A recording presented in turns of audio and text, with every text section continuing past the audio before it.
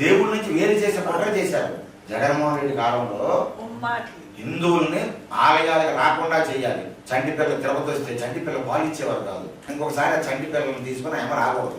మంచినీళ్ళు ఇచ్చేవారు కాదు. ఖాళీగా ఉన్న ఆ క్యూ కాంప్లెక్స్ లో గొర్రెల మందను పెట్టి తాళాలు వేసినట్టుగా ఖాళీగా ఉన్నా కూడా వదిలేవారు కాదు, విడిచిపెట్టేవారు కాదు. ఖాళీగా ఉంటే విడిచిపెట్టి వాళ్ళ దర్శనానికి. కానీ కాలు పీకేసి నడువును నలగొట్టేసి విసుగు కొట్టేసి మరి జీవితంలో మరి రాకూడదురా బాబు తిరుపతి, ఈ తిరుమల రాకూడదు అనేటటువంటి కుట్ర చేశారు. ఒకటే కాదు, తాగడానికి నీళ్ళు లేకుండా ఏం చేశారు, తిరుమలలో అసలు ఎక్కడ వాటర్ బాటిల్ ఉండకూడదు అన్నారు. గాజు బాటిల్ తెచ్చుకోవాలండి. గాజు బాటిల్ ఎవరు తెస్తారండి? సరే గాజు బాటిల్ తెచ్చామనుకోండి, ప్రయాణంలో చిరిగిపోవా గాజు గ్లాసు?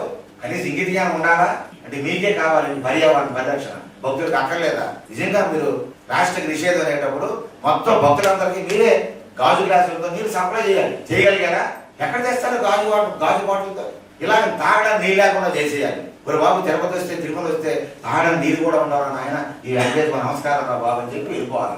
ఇలాంటి అన్యాయాలు, అక్రమాలు, అపచారాలు ఒకటి కాదు, అన్ని దారుణాలు జగన్మోహన్ రెడ్డి కాలంలో గత 5 ఏళ్లలో చివరికి వెంకటేశ్వర స్వామి సుప్రభాతం, ఏడుకొండలవాడ వెంకటరమణ గోయంద సుప్రభాతం వస్తుంది కదా. కౌశల్య సుప్రచారామ పూర్వ సంధ్యా ప్రవర్తతే ఉత్తిష్ట నరసార్దూల కర్తవ్యం దైవమాన్నికం ఉత్తిష్టోత్తిష్ట గోవింద ఉత్తిష్ట గరుడధ్వజ ఉత్తిష్ట కమలాకాంత త్రైలోక్యం మంగళం గురు. ఏ సుప్రభాతం అయితే ఉందో ఆ సుప్రభాతంలోకి మరి బాబాయ్ గారు ఎవరు సుబ్బారెడ్డి గారి టైంలో ఏసయ్య మాటలు వెళ్ళిపోయాయి.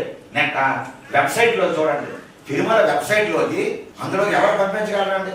ఏసయ్య స్తోత్రాలు వెళ్ళిపోయాయి వెంకటేశ్వర స్వామి సుప్రభాతంలోకి. ఎంత కుట్రండి, ఎంత దారుణం.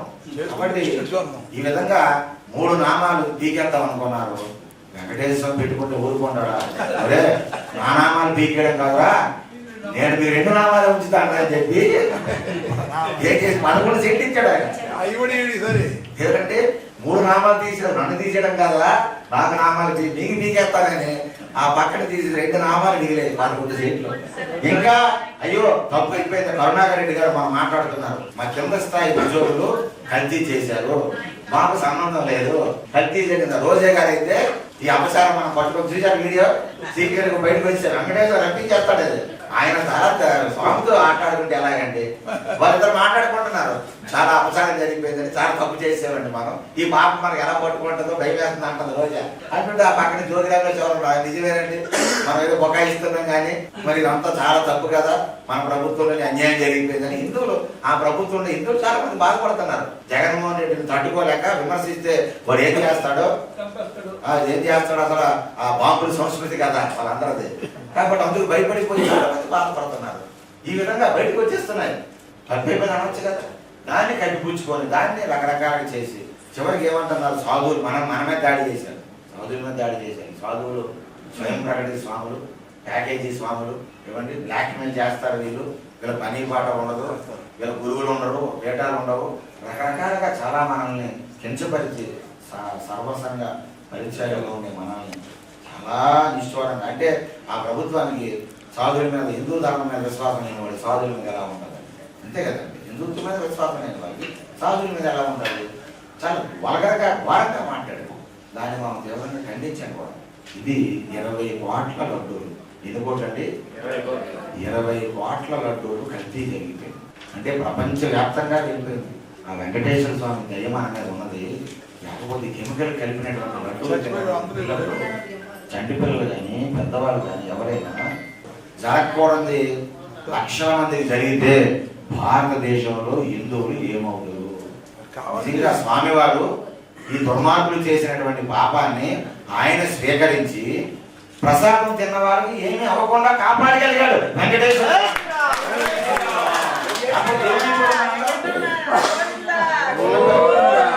చిన్నపిల్లలకి ప్రసాదం, వెంకటేశ్వర ప్రసాదం, పిల్లవాడు బాగుండాలని చిన్నపిల్లలకి పుట్టినరోజు నాడు చిన్నపిల్లలకి ప్రసాదం పెడతారు. ఆ చిన్నపిల్లలు ఆ ప్రసాదం తినకుండా కెమికల్స్ కలిగిపోయిన ప్రసాదం తిని ఏమైపోతే ఏం చేద్దాం మనం? కాబట్టి వెంకటేశ్వర స్వామి వారు ఈ దుర్మార్గులు చేసినటువంటి ఆ తప్పిదాన్ని తన పైన వేసుకొని ఎవరికి ఏమీ అవ్వకుండా ప్రసాదం తిన్నవాడు ఇబ్బంది లేకుండా కాపాడాడు మన వెంకటేశ్వర స్వామి వారు.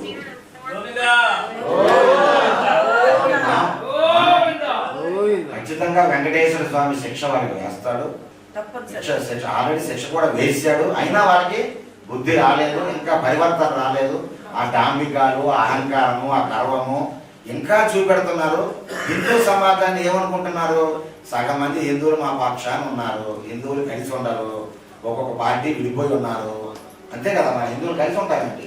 మన హిందువులే ఆ దిక్కుమాలినటువంటి ఆ జగన్మోహన్ రెడ్డిని మారుస్తున్నారు. ఎంత అన్యాయం చేసినా కూడా మన హిందువులే ఆ పార్టీలు వదిలేయాలి. అసలు హిందువులు అనేవాడు ఎవడు? మా హిందూ ధర్మానికి, మా వెంకటేశ్వర స్వామికి ఎంత అపచారం చేశారా జగన్మోహన్ రెడ్డి, నీ పార్టీలో మా హిందువులు ఎవడో ఉండవు, బాయ్కాట్ చేసేస్తున్నాం అని ప్రతి హిందువుడు కూడా వెలుగెత్తి చాటాలి. కాబట్టి దాన్ని ఆసరాగా తీసుకుంటున్నారు. ఇంకా బురద చల్లేటటువంటి కార్యక్రమాలు చేస్తున్నారు. కాబట్టి ఈ సందర్భంగా మనం ఎందుకు కలిసామంటే అపచారం జరిగిపోయింది, అరిష్టం జరిగిపోయింది.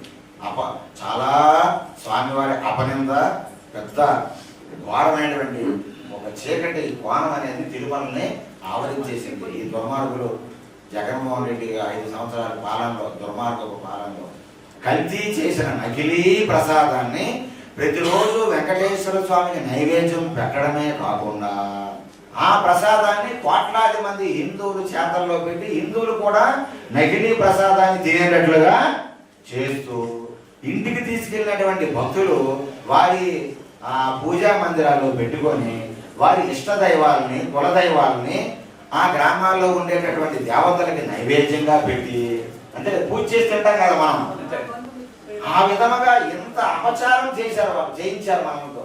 కాబట్టి దేవుడికి నైవేద్యం పెట్టడమే, పెట్టించడమే కల్తీ లడ్డూల్ని గత ప్రభుత్వం మహాఘోరమైనటువంటి అపచారం. అలాగే ప్రతిరోజు స్వామికి మనం గుడికి వెళ్ళి కొబ్బరికాయ కొడితే, కొబ్బరికాయ కుళ్ళిపోతే అంత బాధపడిపోతాం మనం. కొబ్బరికాయ కుళ్ళిపోయిందంటే అది అయిపోయింది, మళ్ళీ కొబ్బరికాయ తెచ్చి మంచి కొబ్బరికాయ కొట్టినంత వరకు మన గుండె కడకడకడమని చాలా బాధపడిపోతాం. దేవుడికి నైవేద్యం పెట్టాలంటే మంచి పళ్ళు పెడతాం. అటువంటిది కల్తీ నెయ్యితో చేసినటువంటి అపచారంతో కూడినటువంటి లడ్డూ ప్రసాదాన్ని స్వామికి నైవేద్యంగా పెట్టించి మహా అపచారం చేయించారు. నకిలీ. ఓం శ్రీ వెంకటేశాయ నమః. ఓం శ్రీ గణపతి నమః. శ్రీ గురుభ్యో నమః. ఈ యొక్క రౌండ్ టేబుల్ సమావేశం సాధు మహాత్ముల చేత అవడానికి కారణం, మన ఆంధ్రప్రదేశ్లో గత ప్రభుత్వం చేసినటువంటి లడ్డు కల్తీని మరి వారు అంగీకరించారు. దిగువ స్థాయి వారు మరి ఈ యొక్క లడ్డూను కల్తీ చేశారని తెలియపరిచారు. గత ప్రభుత్వం ముఖ్యమంత్రి హిందువుల యొక్క మనోభావాలను చెడగొట్టడానికి ఆయన నేను హిందువును కాదు, నేను క్రిస్టియన్స్, 4 గోడల మధ్యన బైబిల్ చదువుకుంటానని తిరుపతిలో అలిపిరి వద్ద వచ్చి వెనక్కు తిరిగి వెళ్ళిపోయి మళ్ళీ ప్రెస్ మీట్ పెట్టి తెలియజేసినటువంటి సందర్భం మేము అక్కడ ఉన్నాం కాబట్టి చెప్తున్నాను. మరి వారిని మంచిగా మానవుడిగా మాధవుడిగా మారుతాడని మేము కోరుకుంటున్నాము అందరము.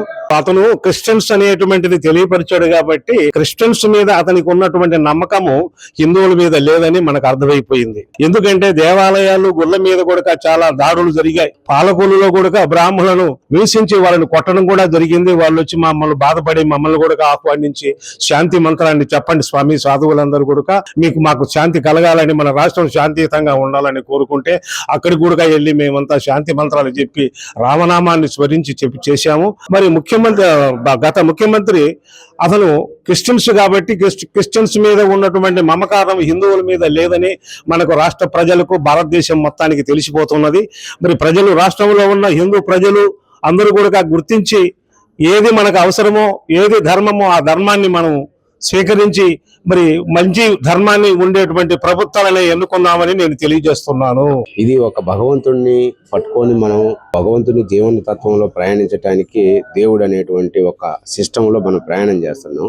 అటువంటి మన ఏడుకొండల స్వామి వెంకటేశ్వర స్వామి యొక్క దేవస్థానంలో పూర్వంలో జరిగినటువంటి ఈ లడ్డు అవకతవకలు ఏవైతే ఉన్నాయో అవి ఎన్నో రకాలుగా ఉండేటువంటి భక్తుల యొక్క మనోభావాలని అది చంపినట్టే ఒక రకంగా చెప్పుకోవాలంటే.